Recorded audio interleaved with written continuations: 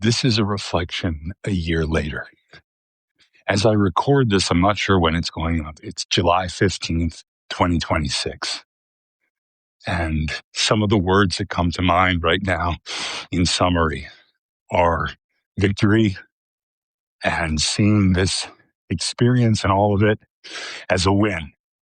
Now, it's not the end all be all win. Things are not exactly where I'd like them to be regarding my ex with situations and my daughter. And that's okay. But right now, I look forward with hope. I look forward with faith. I look forward with honesty. And at the same time, with thanksgiving for everything that's occurred in the last year. On July 15th, 2025, I had been throwing it around a few days prior about writing what would be a book about the experiences of what had happened. There was a letter that had started that was going to go to my daughter. And with health issues that were not in the best place at the time, it was a question of, is this a daughter? Is this a letter that's being left for legacy? Is this something that hopefully she'll be able to open? Is this something she'll be able to see when I'm gone? The letter started expanding. And then thoughts and an outline around sharing my experience, not to belittle her mother, not to show vengeance, not to show anger, but to show my daughter another side. And there was a part of me, and again, not being dramatic, but there was a part of me where I saw it regarding my ex-wife that if with the issues I was having and the surgeries and the health problems, if I died then and there, her story would be protected because there'd be no other view. So it became something of stating to myself, I want to write this. And at first it was a letter to my daughter. And then it was going to expand into a little bit more. And then other people dealing with conflict, toxic communication. I wasn't taking the approach of being any kind of expert. I'm not. I've dealt with this stuff and I've dealt with a lot of different people all over the world, a lot of different communication styles.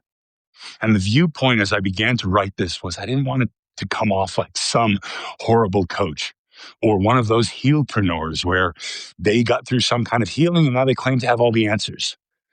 I wanted it to be a memoir and a practical guide for those that might find some guidance or connection to it. Not for everyone. Some people may say, oh, this is completely off. I'm sure my ex would call it all lies, but some people may resonate with it. So in building this, I started to say, okay, I'm going to take this from a letter into a book. And it was July 15, 2025, when that decision was made. That morning, I started doing a rough outline, but beginning what would be a very short intro / sort of chapter one. And the weight that came off me when I was starting to create, it felt amazing.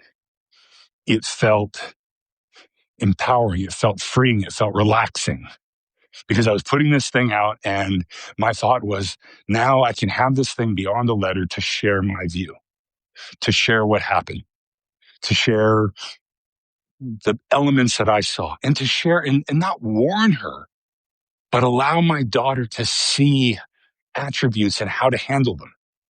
One of the key elements I stated in and throughout the book was your mother may act like this at times. She may behave like this at times. She may respond like this at times. This happened to me. Now, in that, this may have nothing to do with you. And so in my hope there is not to come off with some connotation, your mother's a horrible person, but more so, she has some traits and she has some stuff going on and it may impact you. And here's how to consider it. And here's how maybe you can be a little bit more patient with her. Here's how you might be able to address her. Here's how you might know the times when it might be best when she's in a certain zone or in a certain place, that altogether walking away is probably not avoiding. But at that point, it may be the best thing that you can do to come back and have a better debate or a better chance of being heard than trying to push through a wall that's just going to get taller and thicker. So I began to outline, come back to July 15th, a year ago. I began to outline, and it was just a light outline, and then going into this introduction / chapter one idea. In that freedom and feeling that it was right, and prayer was included too, I began to set up a couple files on my computer like I'd had for some of the other books I wrote. Here's what I'll do. I'll be able to drop this here. I'll be able to add this here. I'm going to make it so that as certain things come to mind and certain elements fly in place, that the idea is not going to be, okay, I've got to write chronologically, or I have to write in this order, or this has to go A, B, C, D, but more so as there's a different concept or a different idea, that those ideas can be put together and not block a morning. And those ideas can be formatted in a way to allow the creative flow, the memory flow to come out and not get blocked. So in that, I put it down, went about a part of my day, excuse me, and it wasn't 6 hours later, I was on the floor bleeding out. I was in the hospital an hour and a half later. I had passed out. I had passed out twice. I had lost an incredible amount of blood. I was in an ambulance. They were feeding me up with everything that they could. It was scary. Going into the ER, they brought me right in and then stated, you're going in for an emergency surgery in an hour. We're just trying to get the doctor in. And there was this weird feeling of, what is trying to stop me? But in the middle of them, yes, there were other health things going on, and there's been a great deal of health issues over the last year and some. But it was after making this decision of, I am writing this, I am creating this, and then this major blockade and this major attack came. I was in the hospital, and I had the computer brought to me while I was laying there recovering from the surgery the next day. And like nothing had changed, I picked up and I started writing the second part that was coming to mind. I was in a great deal of pain. I had tubes and catheters and all sorts of stuff shoved in me, but I felt this drive and this need to get this done. And I saw it again on a larger scale and on a softer scale and on a loving scale. But this was not the look at me and you have to see my side, but more so, here is my side. You decide what you want to do with it. You've heard, to my daughter, you've heard her side. You've heard her views. You've heard a lot of things that are wrong, false claims, things that even my daughter has caught on to and said, this seems like a lie. And I love when she says seems like a lie, because I've always tried to impress on her the idea of subjectivity, something that her mother does not have, something I have not seen in her mother, something that inside of arguments, but that's for another time, or if you want, see it in the book. Then there became this worry that, okay, I've got to write this thing and I've got to get this thing done before something happens to me. So there was a bit of a mix of a pressure of, I wanted to heal, and at the same time, I also wanted to get this thing out in case healing was not going to be part of the plan. And I pushed forward and I wrote every day. After that, a number of other surgeries had to take place. A number of other setbacks occurred. It felt like sometimes it was like a couple steps forward and then twice that amount back. But in the middle of that, in the middle of the pain, in the middle of the bed rest, in the middle of the medication, in the middle of all the doctor's visits, hospital visits, numerous times going to the ER, it was writing. And it was getting this thing out, and it was getting this thing formatted, and it was getting this story told. I shared an early version of it with a few people just to say, am I crazy? Is this stupid? Is this just something that really should, in the end, be nothing more than an extended letter or a little published pamphlet book for my daughter and no one else? And the response, there was not one person of the series of people that I gave that did not say this has to go out on a larger scale. So I started formatting for the larger scale. I took the considerations of what I put together in the past for books and how I've done certain work with other authors and how to lay this thing out and what to do and what to format. And at the same time, to educate myself in how this book had to follow the rules for what's happening today inside the literary industry, the elements of how AI is treated.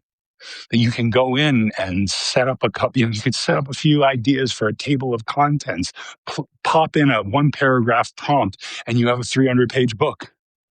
So from there, I pushed, and I had pushed this for a while, a note on AI and AI use. Here's how I used AI. The entire process throughout, because I feel like so many that are writing these days are not transparent, I made sure for myself from the beginning that I could track and prove everything. Not unlike the situation in the case with a narcissistic ex-wife, not unlike the situations with elements where all these lies would come in and contradictions, but the things that I had saved and the work that I had put together was to show, no, that's not true. And here are the different places that I can prove it. And here are the email databases, and here's this, and here's that, and ensuring not to just say, okay, it's a lie, but this is false, and here's why. So it wasn't any kind of claim about the idea of here's a lie. No, it was this is not true and this is a false claim because here's where it backs up. Here's the proof of it. Here's the timeline. Here are emails. Here are texts. Here's the contradictions. Here are bills. Here's what was happening.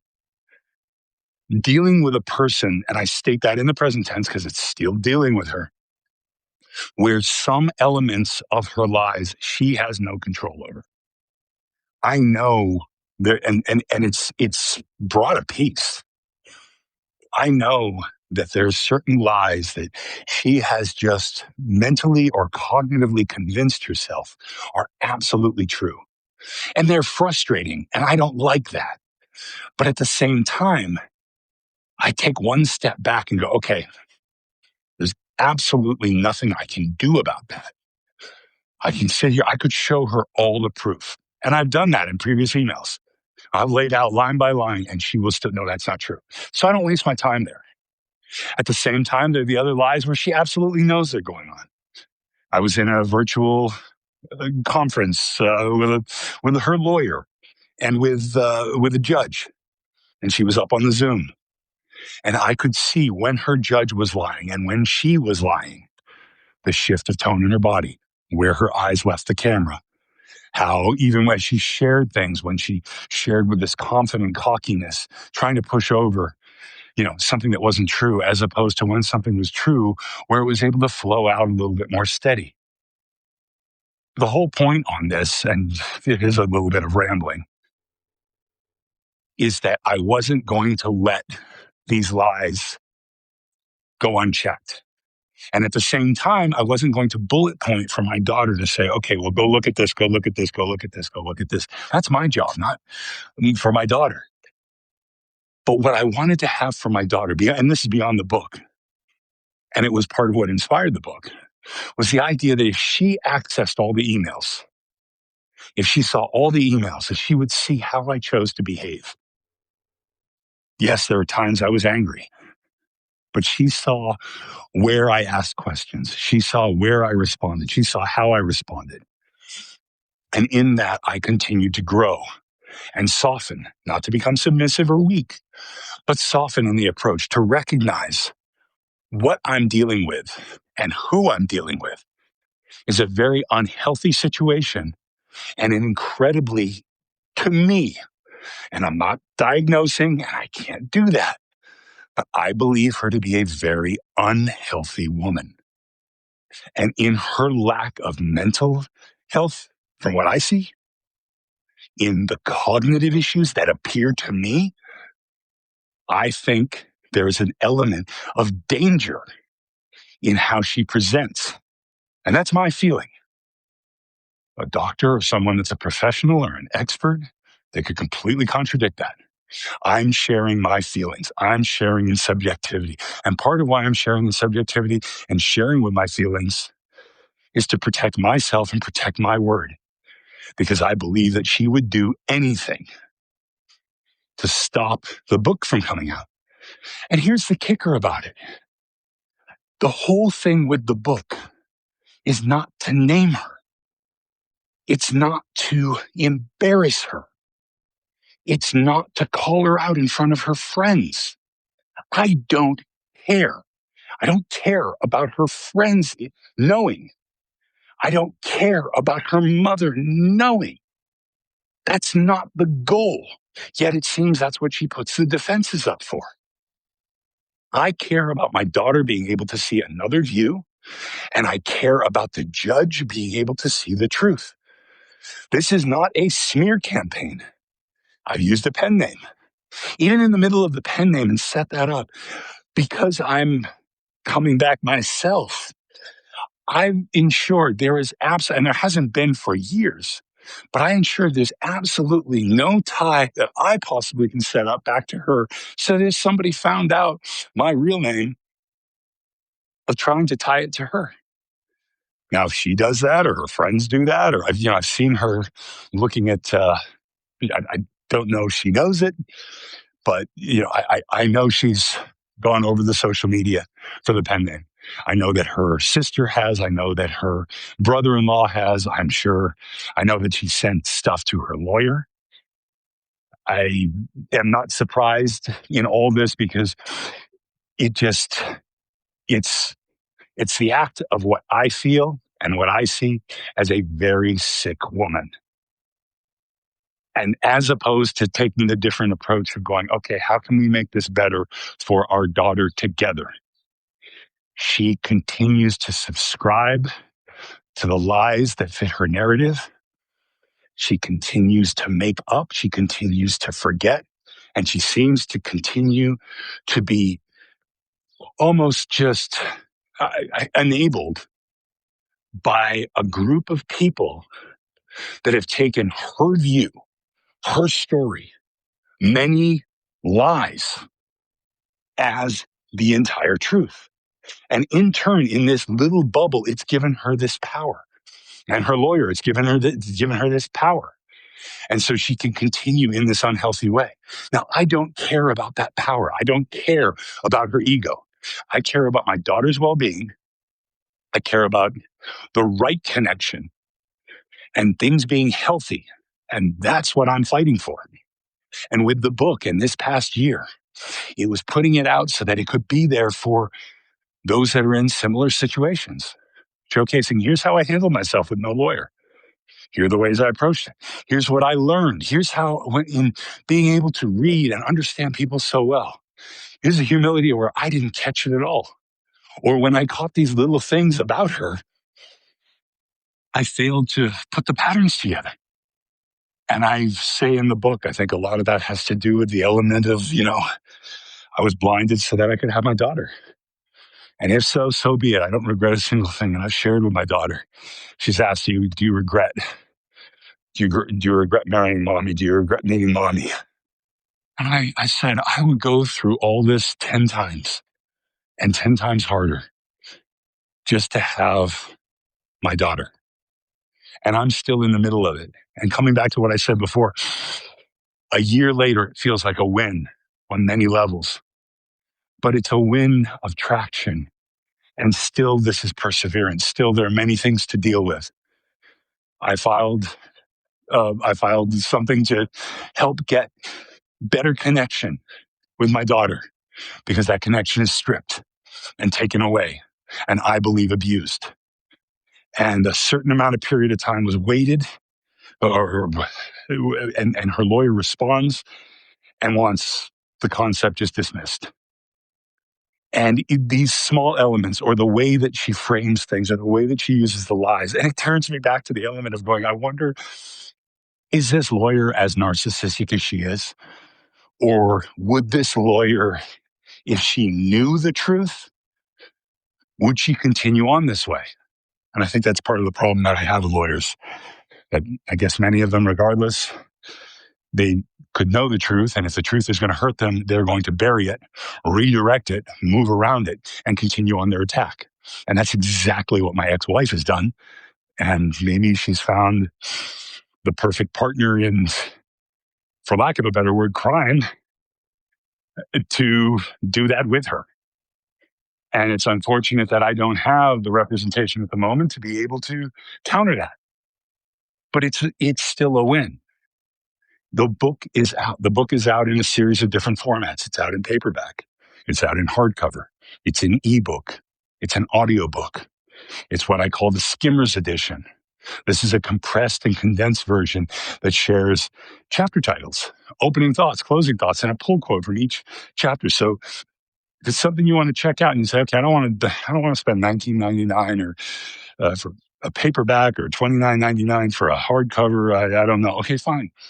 Spend $1.99 then if you want for the Skimmers edition ebook, or look at some of the social media or the podcasts or whatnot. See if that's for you. I don't want this to be a bestseller.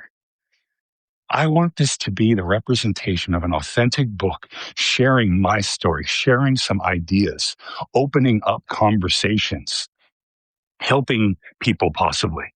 Or if it's a tool that people that help people might use to help others, by all means, great. I don't need 5 stars. I don't need the best reviews. If someone hates it, I'm sure my ex does, she has every right to hate it. It's okay. But in this, it's being put out in the most strategically organized way I possibly can, so that that the story stands and can't be taken down, that other authors might see different ways to approach this. And tomorrow, a year and one day, the large print edition comes out. It's in 2 volumes, so that an individual that has, a hard time reading and they don't want to use a device, it's an 18-point font. And that's also good for the American Disabilities Association. I'm trying to set this book up, or I've tried to set this book up in a way that's for my story, but that can help and steward to other authors. And the last part of it is helping others that may be scared to tell a story. They're worried, not unlike me, that there's some lawyer or some narcissistic, vengeful person in the wings and in the shadows trying to find a way to attack it, to hurt it, to take it down. And in that, how are you protecting your story? Are you stating things subjectively? Have you changed certain things? Have you added elements? Have you been careful enough in your blueprint? And in your response to anger, in your response to narcissism, gaslighting, passive aggressiveness, all of these elements, are you responding with the same approach that someone else is to you? I mean, how does that's the one thing I get with some of these different parent groups.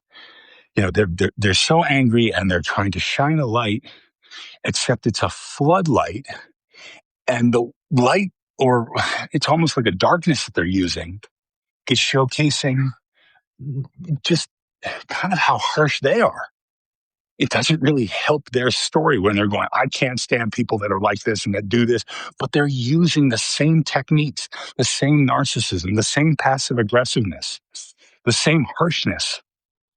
How does fighting fire with fire help? There's so many things that I've wanted to say. And even in the last number of months with the things that my ex has done, and I know that doesn't help me today, tomorrow, next week, next month, or next year. That doesn't help my case. That doesn't help my view. That doesn't help if my daughter was over my shoulder reading it. There's nothing helpful about that. So for that, I bite my tongue, and at times it hurts. But it's the right thing to do and the right way to do it. And that is like a call it the protective narrative strategy, building out over that. And then a week from today, 1 year and a week after this whole thing started, 1 year and a week where I'm still alive, and I'm celebrating that because there were a number of touch and go times, and I'm thrilled to be here. But a week and 1 year, and I'm going out on a book tour. And I have to be careful. I still have health issues. I'm still recovering right now. And this isn't, okay, I'm going to go in and sign a couple copies. This is a book tour to connect. This is a tour to get out to these different cities to meet individuals, whether people that are in the thick of it, whether it's counselors. I had a wonderful meeting with a psychiatrist yesterday over Zoom, and he talked about different angles, and he's picking up the book himself. And he goes, it's something I want to look at. I've seen these things. This is something I might recommend to my clients, but also to the other people here. Again, not a professional. I'm not a PhD. I don't have a degree in this. I don't have a master's. I don't have any of this. I have my experience and how I've approached this experience. So in that and in this book tour, it's meeting different people, and it's meeting them where they're at and sharing the connection. And understanding maybe somebody early on that might see parts of this, might identify and get out of a relationship before it's too late or before a child comes in. Maybe someone else that's just about to go full fifth gear counterattack realizes that might not be the best way to go. Maybe there's some pieces, again, not the whole book. Maybe they just skip past the memoir entirely. The front of it's the memoir, the back side of it are 10 appendices that have different ideas. Maybe that's where it might serve someone better. That's what this is about. So this book tour isn't go out and buy my book and let me sign it for you. This is to go and meet different people in different places where they're at and share connection and steward and find a calm where there's a new level of clarity over what's been hidden. And that's why the book tour is called Light Up the Shadows. It's not expose and explode and attack and this and that. Let's bring accountability into the light, and let's do it carefully and consider the kids that are involved, the families that are involved, the situations that are involved. Let's bring things into the light so that other people can begin to recognize it. And then maybe some of these people that have the most toxic approaches, some of the worst approaches, maybe they'll light up and they'll see it, or they'll begin to recognize, and maybe they can move themselves to change and become stronger or recognize and alter. That was the goal from the beginning. So what started as a letter to my daughter that then began as a book a year ago on July 15th to what it is now for others in this situation, for others that can relate to it, for others that may be interested in it, for others that might find elements engaging, to authors that want to tell stories, to standing out in a day of AI, to the transparency of the writing process and to the production of the process in today's writing world. Maybe this is something good. I hope it is. And I hope people will consider giving it a shot. And in that, I call it a win. And I will continue to fight for my daughter and fight for the right thing, for the right connection with her. But as I fight, I'll fight in a positive way, in a moral way, in a transparent way, in an honorable way. I won't take her away from her mother. I would never do that. I will make sure that she has the right access to both parents. I'll make sure that she is safe in her heart, in her mind, in all elements. And hopefully, my last hope, my last wish, my prayer is that my ex can pull down the walls, identify maybe some of these patterns, see the intention of what this is and not the perception of what she's made it to be, and that she can heal for herself and, more importantly, for her daughter. Because the last thing I want is for her actions, her toxicity, her narcissism, her traits and her patterns to push away her daughter. I don't want that. And that's my last hope. I hope that she can do, not for me, not for anyone else, but for the sake of her relationship with our daughter, 'cause I want that to be the best. And here we are at the year.